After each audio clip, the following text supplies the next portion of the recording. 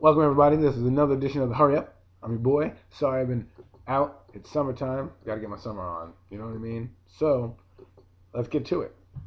First things first. NFL, labor, and NBA. The NBA, you won't hear much. Like I said, like they are saying now, you won't hear much till late August, September when training camp rolls around. They're still far apart, and the NBA is in trouble because they've got to figure something out. The reason they've got to figure something out is for this reason.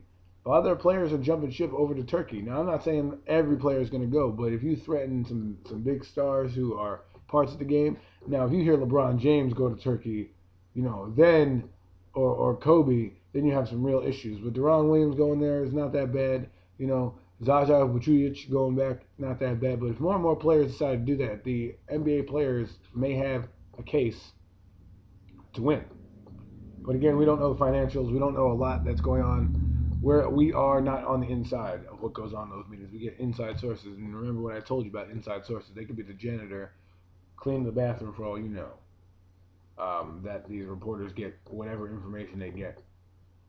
So just look at that. The NFL lockout, 7 to 10 days apparently. I'm hearing 7 to 10 days. So I'm thinking if they don't get the deal done by this week, forget about it. But I think it's probably going to get done probably Friday or Saturday. If not, then they're going to sign everything Monday so these guys can go over all of it. They're only fighting over the rookie wage scale, which really fighting over a wage scale. It's really the owners, not the players. The players just want a fair shake and have the free agency start earlier for them, which I agree. But sometimes you're fighting over 5 years or you're fighting over 4 years. 5 years, you get to keep the guy a little longer. 4 years, the guy leaves earlier. So, like a guy like Jimmy Clausen, even though it was a first-round pick, he signed a deal, he might be able to leave earlier. Well, he's probably going to leave anyways because they drafted Cam Newton, which we'll get into that when the season finally kicks off. But other than that, the NFL, NBA, right now at a standstill. As far as the home run derby goes, it's on tonight. Look out for it. It's probably the most fun you'll have in the baseball year right now because after that, the pennant races heat up.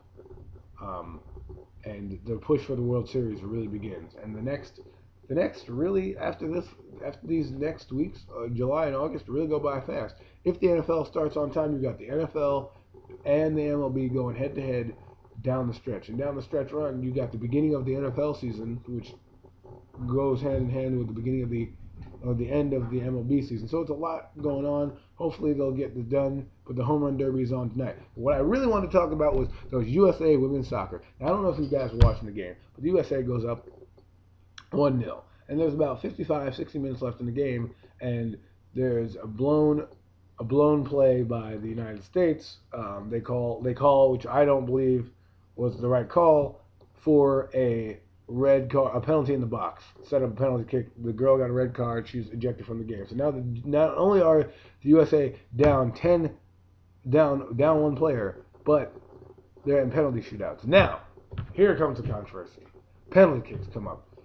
The goalkeeper for the United States, Hope, she blocks the first kick. Then the ref, out of nowhere, calls the penalty. Doesn't give an explanation on the penalty, which you probably could do that, I guess, in FIFA. But doesn't give an explanation on the penalty. The Brazilians re-kick. Now, or the controversy is that Hope, the goaltender for the United States, moved, and that was the case. But it might have been also offsides by one of the players by the United States. They don't know. They don't have concrete evidence. They can give her evidence. Maybe we'll know. Maybe we'll learn more as the week goes on. But the United States is tied 1-1. Then the Brazilians go up another goal, another touchy goal. Could have been called, could have been a penalty, but it was a goal. Now you're down 2-1. That goal. Brazil was in extra time, so they're in extra time. They get 2 halves in extra time, and in the 1:20 and 22-second mark, the Americans score and tie the game. Abby is her name. Great goal.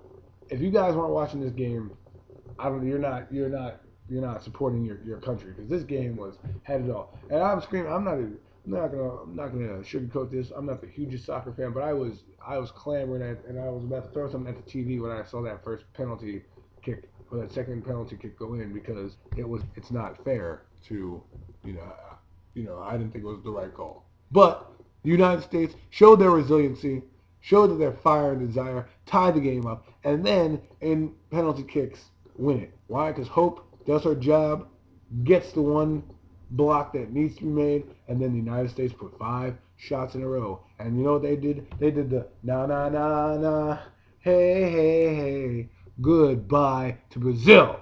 So all that work, all those controversial goals, all those chippy plays they got, goodbye Brazil. See you later. The United States moving on. They're playing France. Could be a good game. Coming up on Wednesday, 11:30. Get up, get right, watch the game. I'm your boy of the Hurry Up, Adam. I'm out. Peace.